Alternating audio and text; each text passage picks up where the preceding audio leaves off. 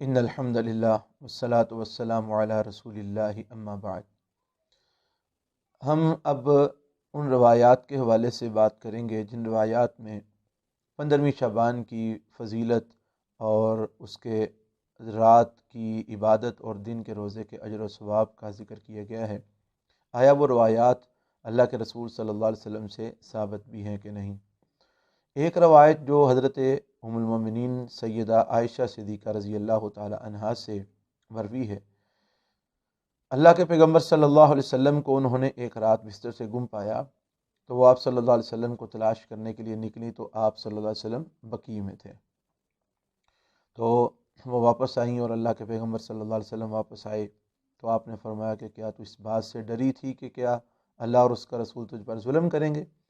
تو انہوں نے کہا اللہ کے رسول، میرا یہ خیال تھا کہ شاید آپ کسی اور بیوی کے گھر میں چلے گئے ہیں، اس لیے میں آپ کو ڈھونڈنے کے لیے نکلی۔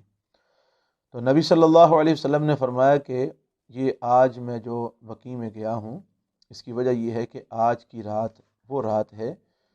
کہ ان اللہ تبارک و تعالی ینزل لیلۃ النصف من شعبان الی سماء الدنیا، کہ شعبان کی 15ویں رات کو اللہ تعالیٰ آسمان دنیا کی طرف اترتے ہیں۔ فیغفر لاکثر من عدد شعر غنم قلب، تو اللہ تعالیٰ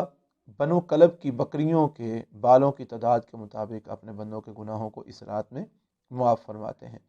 تو اس لیے میں جو ہے نا وہ بقیع والوں کے لیے دعا کرنے کے لیے گیا تھا۔ تو یہ روایت پیش کی جاتی ہے اس شعبان کی 15ویں رات کی فضیلت اور اس کے جو ہے نا وہ رات کو قبرستان جانے کے حوالے سے اور دعائیں مانگنے کے حوالے سے۔ تو اس روایت کے بارے میں، اس روایت کو امام ترمذی رحمہ اللہ نے جامع ترمذی کے اندر ابواب الصوم کے اندر باب ما جاء فی لیلۃ النصف من شعبان کے اندر اس کو نقل کیا ہے اور حدیث کا نمبر 739 ہے۔ ابن ماجہ میں بھی یہ روایت موجود ہے، 1399 نمبر کی یہ حدیث ہے۔ امام ترمذی رحمۃ اللہ علیہ اس روایت کو اپنی کتاب جامع ترمذی میں نقل کرنے کے بعد فرماتے ہیں، سمعت محمدً یضعف هذا الحدیث، فرماتے ہیں میں نے اپنے استاد حضرت امام بخاری رحمہ اللہ سے یہ بات سنی، محمد بن اسماعیل بخاری رحمہ اللہ سے، یضعف هذا الحدیث، وہ اس حدیث کو ضعیف کہتے تھے۔ وقال یحیی بن ابی کثیر لم یسمع من عروۃ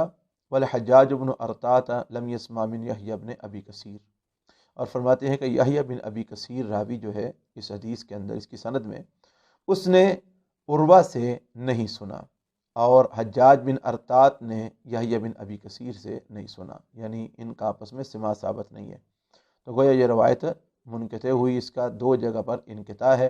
اور منقطع یہ ضعیف کی ایک قسم ہے۔ تو لہٰذا اس روایت کو امام بخاری رحمہ اللہ نے بھی ضعیف کہا، امام ترمذی رحمہ اللہ نے بھی اس روایت کو ضعیف کہا ہے۔ اور پھر اس کے اندر ایک راوی جو حجاج بن ارطاط ہے وہ ضعیف راوی بھی ہے اور مدلس راوی بھی ہے، تقریب و تہذیب کے اندر یہ بات موجود ہے۔ تو ان 2 وجوہات کی بنا پر یہ روایت ضعیف ہے، لہٰذا اس روایت کی وجہ سے یہ شعبان کی 15ویں رات کی فضیلت ثابت نہیں ہوتی۔ پھر ایک اور روایت جو بیان کی جاتی ہے حضرت علی بن ابی طالب رضی اللہ تعالی عنہ سے، کہ فرماتے ہیں کہ رسول اللہ صلی اللہ علیہ وسلم نے فرمایا، اذا کانت لیلۃ النصف من شعبان فقوموا لیلہا وصوموا نہارہا الی آخرہ۔ تو فرماتے ہیں کہ نبی پاک نے فرمایا جب رات شعبان کی 15ویں رات ہو تو اس رات کو قیام کرو اور شعبان کے 15ویں تاریخ کا روزہ رکھو۔ یہ ابن ماجہ میں 1388 نمبر حدیث اور شعب الایمان البیہقی کے اندر بھی یہ روایت موجود ہے۔ تو اس روایت کو بھی پیش کیا جاتا ہے شعبان کی 15ویں رات کے اندر عبادت کرنے اور 15ویں شعبان کو روزہ رکھنے کی فضیلت کے حوالے سے۔ تو اس کے بارے میں حافظ ابن حجر رحمۃ اللہ علیہ، اس کی سند کے اندر ایک راوی ہے ابن ابی صبورہ، اس راوی پر جو ہے نا وہ بات کرتے ہوئے حافظ ابن حجر رحمہ اللہ نے اس کے متعلق فرمایا ہے، رموہ بالوضع، کہ محدثین نے اس کے اوپر حدیثوں کو وضع کرنے کی تہمت لگائی ہے کہ یہ حدیثیں گھڑتا ہے، حدیثوں کو وضع کرتا ہے، تقریب و تہذیب کے اندر۔ امام احمد بن حنبل رحمۃ اللہ علیہ اس راوی ابن ابی صبورہ کے بارے میں فرماتے ہیں، کانا یضع الحدیث ویکذب، یہ بھی تہذیب و تہذیب کے اندر امام احمد کا قول رحمہ اللہ کا موجود ہے کہ یہ راوی حدیثیں گھڑتا تھا اور جھوٹ بولتا تھا،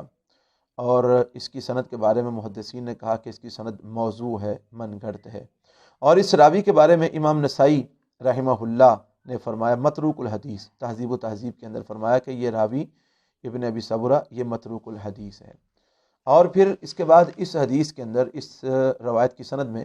ایک راوی ہے ابراہیم بن محمد، وہ راوی متروک ہے، یہ تقریب و تہذیب کے اندر یہ بات بھی موجود ہے۔ یحییٰ بن معین رحمۃ اللہ علیہ فرماتے ہیں میں نے امام قطان رحمۃ اللہ علیہ سے سنا، وہ فرماتے تھے ابراہیم جو ہے ابراہیم بن محمد یہ راوی کذاب ہے، میزان الاعتدال کے اندر یہ بات موجود ہے۔ امام نسائی اور دارقطنی فرماتے ہیں یہ راوی متروک ہے، یہ بھی بات میزان الاعتدال میں موجود ہے۔ امام احمد بن حنبل رحمۃ اللہ علیہ فرماتے ہیں کہ یہ راوی ابراہیم بن محمد یہ ترکو حدیثہ ویروی احادیث لیس لہا اصل، فرماتے ہیں کہ محدثین نے اس کی حدیث کو چھوڑ دیا ہے اور یہ ایسی احادیث بیان کرتا ہے جن کی کوئی اصل نہیں ہے، یہ میزان الاعتدال میں فرماتے ہیں۔ تو یہ روایت بھی اس کے اندر جو ہے نا وہ یہ راوی ضعیف ہیں، تو اس حوالے سے یہ روایت بھی ثابت نہیں ہے، لہذا اس حدیث سے بھی شعبان کی 15ویں رات کی عبادت ثابت نہیں ہوتی، نہ ہی 15ویں شعبان کا روزہ ثابت ہوتا ہے۔ بقیہ بات ہم اگلے کلپ میں انشاءاللہ کرتے ہیں۔